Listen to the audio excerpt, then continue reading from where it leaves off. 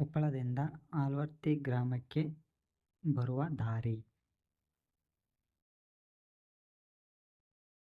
ದೇವಸ್ಥಾನವು ಊರಾಚೆ ಇರುವ ಆಂಜನೇಯ ದೇವಸ್ಥಾನ.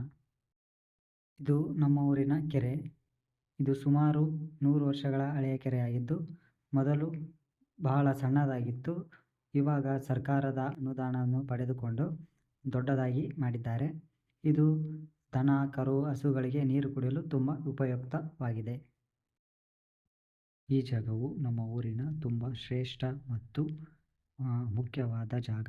ಇದು ಸುಮಾರು 100-120 ವರ್ಷಗಳ ಹಳೆಯ ದೇವಸ್ಥಾನ.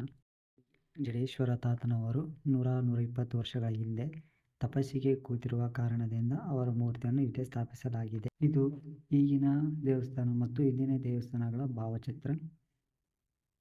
ಇದು ಅಜ್ಜನವರ ಮೂರ್ತಿ.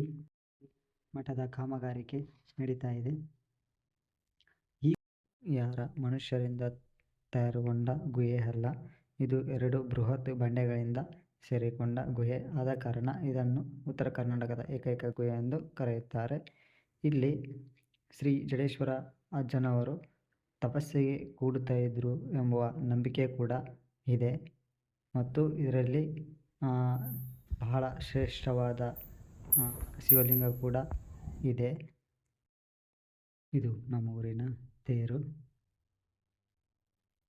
ಮಠದಲ್ಲಿ ಇರುವಂಥ ಒಂದು ಶಾಲೆ. ಇದು ಮಠದ ಆವರಣ. ಇದು ಜಾತ್ರೆಯಲ್ಲಿ ನೋಡಲು ಬಹಳ ಚೆನ್ನಾಗಿರುತ್ತೆ. ಇದು ಶ್ರೀ ಜಡೇಶ್ವರ ತಾತನವರ ಜಾತ್ರೆಯ ಈ ರಥೋತ್ಸವವು ಸುತ್ತಮುತ್ತ ಹಳ್ಳಿಯಲ್ಲಿ ಪ್ರಸಿದ್ಧವಾಗಿದ್ದು, ಈ ರಥೋತ್ಸವವನ್ನು ನೋಡಲು ತುಂಬ ಜನ ಸೇರುತ್ತಾರೆ ಹಾಗೂ ತುಂಬ ಸಡಗರದಿಂದ ಆಚರಣೆ ಮಾಡುತ್ತು. 1ನೇ ತರಗತಿಯಿಂದ 8ನೇ ತರಗತಿಯವರೆಗೂ ಇರುವ ನಮ್ಮ ಊರಿನ ಸರ್ಕಾರಿ ಹಿರಿಯ ಪ್ರಾಥಮಿಕ ಶಾಲೆ. ನಾನು ಕೂಡ 1ನೇ ತರಗತಿಯಿಂದ 8ನೇ ತರಗತಿವರೆಗೂ ಇಲ್ಲೇ ವಿದ್ಯಾಭ್ಯಾಸ ಮಾಡಿದ್ದೇನೆ.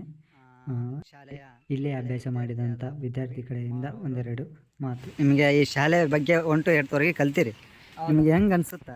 ಈ ಶಾಲೆ ಬಗ್ಗೆ ಒಂದು ಸಿಹಿ ನುಡಿಗಳ ಹೇಳಂದ್ರೆ ಏನು ಹೇಳಕ್ಕೆ ಇಷ್ಟಪಡ್ತೀರಿ? ನಾನು 1ರಿಂದ 8ನೇ ತರಗತಿ ಇಲ್ಲೇ ಅಭ್ಯಾಸ ಮಾಡಿದ್ದೀನಿ. ಇಲ್ಲೆಲ್ಲ ವಾತಾವರಣ, ಇಲ್ಲಿ ಇರ್ತಕ್ಕಂಥ ಶಿಕ್ಷಕರು ತುಂಬ ಚೆನ್ನಾಗಿ ಹುಡುಗರಿಗೆಲ್ಲ ಸಪೋರ್ಟ್ ಮಾಡಿ ನಮ್ಗೆ ಒಳ್ಳೆ ಮಾರ್ಗದರ್ಶನ ನೀಡಿದ್ದಾರೆ. ಈಗ ನಾನು ಪ್ರೊಫೆಷ್ನಲ್ಲಿ ಎಜುಕೇಷನ್ ಬಿಟ್ಬಿಟ್ಟಿದ್ದೀನಿ, ಆದರೆ ಈಗ ಫೋಟೋಗ್ರಫಿ ಮಾಡ್ತಾಯಿದ್ದೀನಿ. ಆದರೆ ಪ್ರತಿಯೊಂದು ಜೀವನದೆಲ್ಲ ಅಮೂಲ್ಯವಾದ ಕ್ಷಣಗಳನ್ನು ಸ್ಕೂಲಲ್ಲಿ ಮಿಸ್ ಮಾಡ್ಕೊತೀನಿ ನಾನೀಗ. ಆದರೆ ಈಗ ನನಗಿಂತ ಚಿಕ್ಕವರಿಗೆಲ್ಲ ಒಂದು ಸಲಹೆ ಹೇಳೋದು, ಎಜುಕೇಷನ್ ಭಾಳ ಮುಖ್ಯ. ಶಿಕ್ಷಣ ಇದ್ದರೆ ಏನು ಬೇಕಾದ್ರೂ ಮಾಡ್ಬೋದು ಅಂತ ಹೇಳ್ತಾ ನಾನು 2 ಮಾತು ಮುಗಿಸ್ತೇನೆ. ಜೈ ಹಿಂದ್, ಜೈ ಕರ್ನಾಟಕ.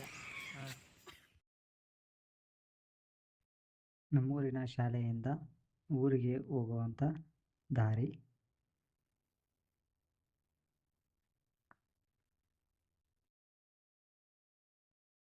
ಇದು ಡಾಕ್ಟರ್ ಪುನೀತ್ ರಾಜ್ಕುಮಾರ್ ಅವರ ಕಲಾ ಮಂದಿರ.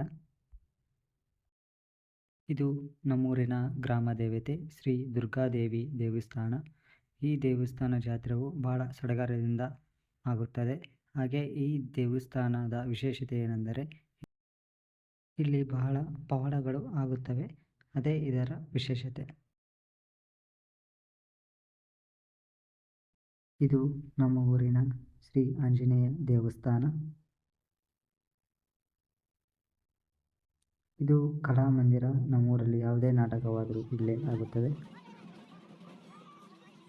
ಇದು ಇತ್ತೀಚೆಗೆ ನಡೆದ ಮೊಹರಂ ಹಬ್ಬದ ಒಂದು ಸಣ್ಣ ವಿಡಿಯೋ.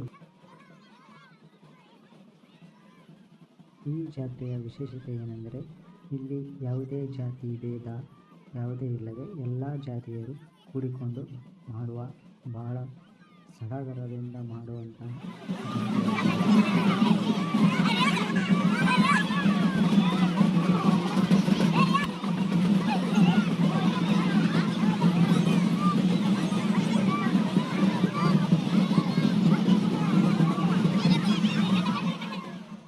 ಆಲ್ವರ್ತಿ ಗ್ರಾಮದ ಕಿರು ಪರಿಚಯ. ಆಲ್ವರ್ತಿ ಗ್ರಾಮವು ಕೊಪ್ಪಳ ಕೇಂದ್ರ ಸ್ಥಳದಿಂದ ಪೂರ್ವ ಭಾಗಕ್ಕೆ ಹೊಂದಿಕೊಂಡಿದ್ದು 6 ಕಿಲೋಮೀಟರ್ ಅಂತರದಲ್ಲಿ ಒಂದು ವ್ಯವಸಾಯ ಮುಖ್ಯ ಉದ್ಯೋಗವಾಗಿರುವಂಥ ಒಂದು ಗ್ರಾಮ. ಈ ಊರಿನ ನನ್ನ ಹೆಸರು ಜಡಿಸ್ವಾಮಿ ಅಂತಂದೇಳಿ. ಮತ್ತು ನನ್ನ ಒಂದು ಪರಿಚಯ ಹೇಳ್ಬೇಕಂದಪ್ಪ ಅಂದರೆ, ನಾನು ಒಂದು ಹಿಂದೆ ಅಂದರೆ ರಾಜಕೀಯವಾಗಿ 1986ರಿಂದ 92ರವರೆಗೆ ಗಿಣಿಗೇರ ಮಂಡಲ ಪ್ರಧಾನನಾಗಿ ಸೇವೆ ಸಲ್ಲಿಸಿದ್ದು, ನಂತರ ತಾಲೂಕ್ ಪಂಚಾಯತ್ ನಾಮಕರಣ ಸದಸ್ಯನಾಗಿ ಮತ್ತು 2001ರಿಂದ 2003ರವರೆಗೆ STMC ಅಧ್ಯಕ್ಷನಾಗಿ ನನ್ನ ಒಂದು ಪರಿಚಯ ಮಾಡಿಕೊಳ್ಳುತ್ತಿದ್ದೇನೆ. ಮತ್ತು ಊರಿನ ಜನಸಂಖ್ಯೆ ಬಗ್ಗೆ ಹೇಳೋದಾದರೆ ಸುಮಾರು 3,000 ಜನಸಂಖ್ಯೆ ಹೊಂದಿದ್ದು, ಸುಮಾರು 450 ಮನೆಗಳನ್ನು ಹೊಂದಿದ್ದು, ಈ ಊರಿನ